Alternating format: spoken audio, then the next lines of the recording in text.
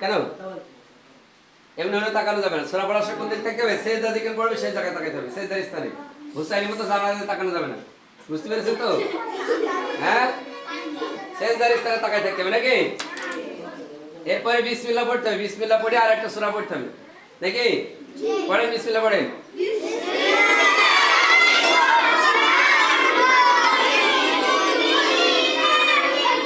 হ্যাঁ, এবার সূরা ফাতিহা বাদে অন্য একটা সূরা পড়েন।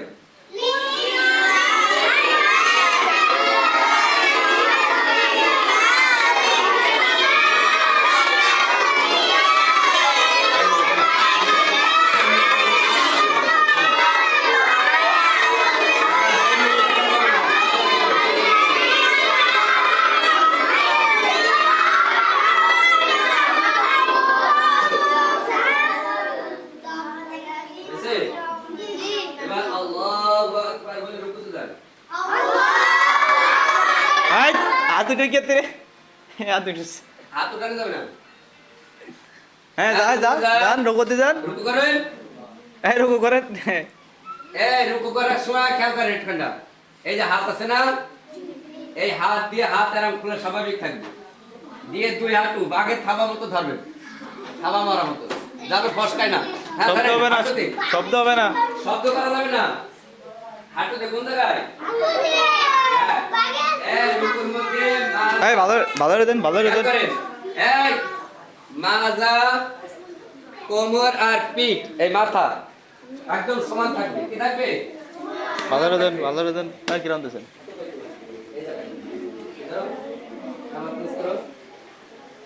কিরে সারু ভালো করে দেন। এই মাজা নিচে ওরেন, নিচে ওরেন, ভালো করে দাও। কিরম দেছো? কিরে ভালো দাও, পিছন দেখ কি?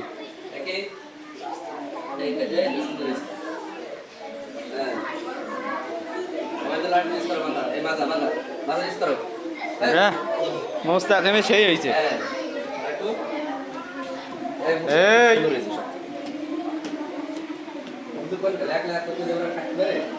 এই সাকিবেরও ভালো হয়েছে। হ্যাঁ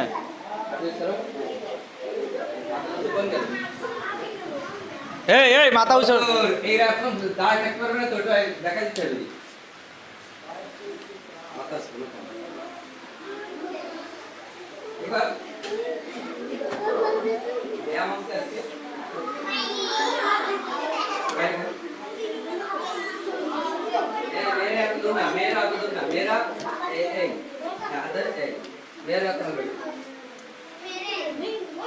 মাথা নিচ করে স্ক্যান, মাথা উস করে দিলাম। ঠিক আছে, এবার রুকুতে কোন দাও পড়তে বলেন তো?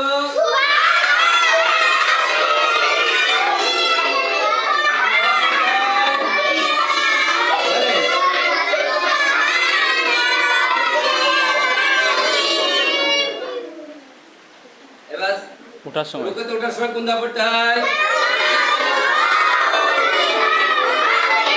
হ্যাঁ, বলতে বলতে বলেন, বলতে বলতে ওঠেন, বলতে বলতে ওঠেন।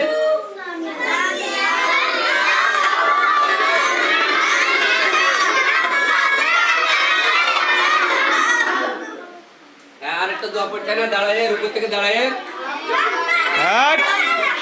হামদান হামদান কাসিরান